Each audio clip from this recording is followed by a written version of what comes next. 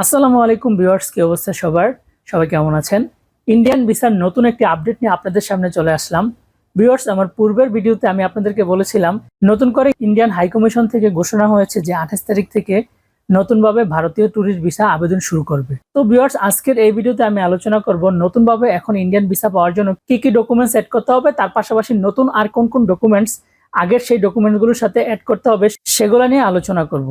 তো ভিউয়ার্স, যারা এখন পর্যন্ত আমার চ্যানেলটি সাবস্ক্রাইব করেনি তারা এখনই আমার চ্যানেলটি সাবস্ক্রাইব করে দিবেন এবং পাশে থাকা বেল আইকন বাটনটি ক্লিক করে রাখবেন। আর যারা অলরেডি সাবস্ক্রাইব করেছেন তারা একটি লাইক দিয়ে দিবেন। আর যারা ফেসবুক পেজ থেকে আমার ভিডিওটি দেখছেন তারা অবশ্যই আমার ফেসবুক পেজটাকে ফলো করে রাখবেন।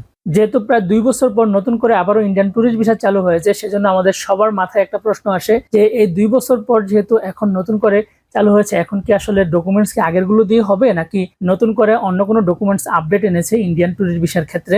ইন্ডিয়ান ভিসা চালু হওয়ার ঘোষণা আসার পর থেকে বিভিন্ন ইন্ডিয়ান ভিসা হেল্পের যে গ্রুপগুলো রয়েছে ফেসবুকে, সেগুলোতে আমি গতকালকে থেকে দেখছি যে অনেকেই বলতেছে যে নতুন কোনো আপডেট আসছে কিনা ডকুমেন্টসের জন্য, যে আসলে আগের যে ডকুমেন্টস আমরা জমা দিতাম সেগুলো দিয়ে কি আসলে জমা দেওয়া যাবে নাকি নতুন করে অন্য কোনো ডকুমেন্টস অ্যাড করতে হবে সাথে। তো এগুলো নিয়ে আসলে নানা রকমের প্রশ্ন ছিল। তো ভিউয়ার্স, আমি এই বিষয়গুলোই আজকের ভিডিওতে ক্লিয়ার করব।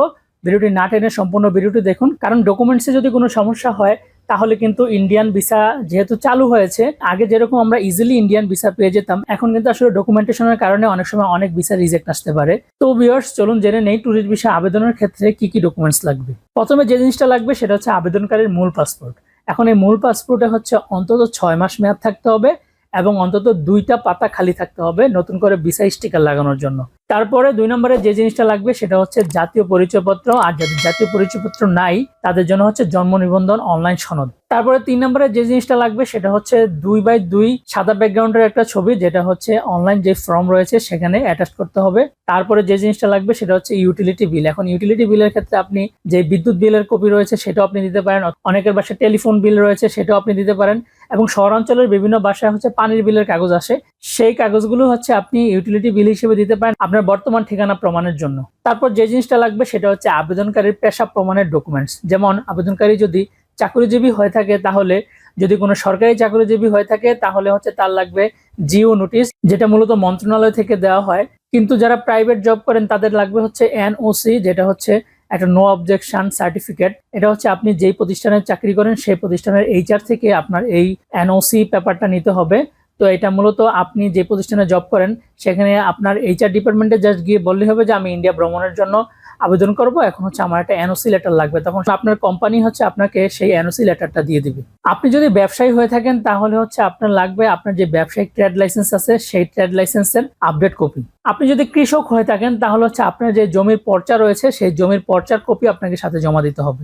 এবং আপনি যদি স্টুডেন্ট হয়ে থাকেন তাহলে হচ্ছে আপনার যে স্টুডেন্ট আইডি কার্ড রয়েছে সেই স্টুডেন্ট আইডি কার্ড, এবং আপনি যে ইন্ডিয়ান ভিসার জন্য আবেদন করবেন তার জন্য হচ্ছে আপনার যে শিক্ষা প্রতিষ্ঠান আপনি এখন পড়াশোনা করতেছেন সেখান থেকে একটা প্রত্যয়নপত্র লাগবে যে আপনি ইন্ডিয়া ভ্রমণে আপনার শিক্ষা প্রতিষ্ঠান আপনাকে ছুটি প্রদান করবে, এরকম একটা প্রত্যয়নপত্র জমা দিতে হবে। তারপর যে জিনিসটা লাগবে সেটা হচ্ছে সবচেয়ে গুরুত্বপূর্ণ, আপনি যে ইন্ডিয়াতে ভ্রমণ করবেন, আপনার ইন্ডিয়ান ভ্রমণ করার ক্ষেত্রে আপনি আসলে আর্থিকভাবে সচ্ছল কিনা সেটা প্রমাণ করতে হবে আবেদনের সাথে। যেমন আপনি যদি ব্যাংক স্টেটমেন্ট শো করেন, আপনার ব্যাংক অ্যাকাউন্টের সর্বশেষ ব্যালেন্স ন্যূনতম $150 সমপরিমাণ যে বাংলাদেশি টাকা সেটা রাখতে হবে, এবং তার হচ্ছে নিয়ম অনুযায়ী 6 মাসের অন্তত ব্যাংক স্টেটমেন্ট আপনার জমা দিতে হবে। কিন্তু আপনি যদি ব্যাংক স্টেটমেন্ট জমা না দিতে চান তাহলে হচ্ছে আপনার পাসপোর্টে $150 পরিমাণ সমপরিমাণ ডলার এন্ডোর্স করে তারপরে সেটার কপি আপনাকে জমা দিতে হবে।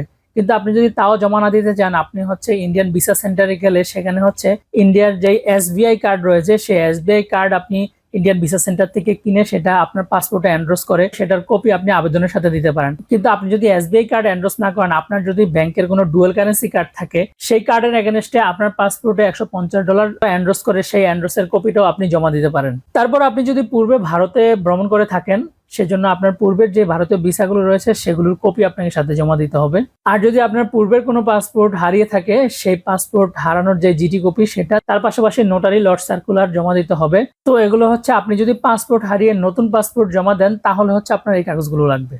তারপরে লাগবে হচ্ছে আপনার পূর্ববর্তী যতগুলো পাসপোর্ট আছে সবগুলো পাসপোর্ট একসাথে জমা দিতে হবে। তারপর যে জিনিসটা লাগবে সেটা হচ্ছে আপনি যে অনলাইনে ভিসা আবেদন করেছেন সেই অনলাইনের আবেদন কপি, যেটা ওয়েব ফাইল যেটাকে মূলত বলা হয়, সেই কাগজটা হচ্ছে আপনাকে প্রিন্ট করে জমা দিতে হবে। তার পাশাপাশি জমা দিতে হবে আপনি যে অ্যাপয়েন্টমেন্ট নিয়েছেন অনলাইনে সেই অ্যাপয়েন্টমেন্ট নেওয়ার যেই স্লিপটা আপনাকে দিয়েছে অনলাইন থেকে সেই স্লিপটাও এর সাথে আপনাকে জমা দিতে হবে। তো ভিউয়ার্স, নতুনভাবে ইন্ডিয়ান ট্যুরিস্ট ভিসা আবেদনের ক্ষেত্রে মূলত এই ডকুমেন্টস গুলোই লাগবে। তো অনেকেই আসলে এই ডকুমেন্টেশনের ব্যাপারটা নিয়ে কনফিউশনে ছিলেন। তো আজকের ভিডিওতে আমি মূলত এই বিষয়গুলোই ক্লিয়ার করে দিলাম। আশা করি ইন্ডিয়ান ট্যুরিস্ট ভিসা নতুনভাবে আবেদনের ক্ষেত্রে ডকুমেন্টেশন নিয়ে আর আপনাদের কোনো প্রবলেম হবে না।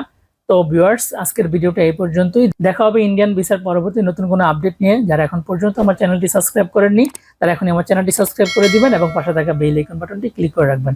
আর যারা অলরেডি সাবস্ক্রাইব করেছেন তারা একটি লাইক দিয়ে দিবেন। তো ভিউয়ার্স, দেখা হবে পরবর্তী ভিডিওতে। আসসালামু আলাইকুম।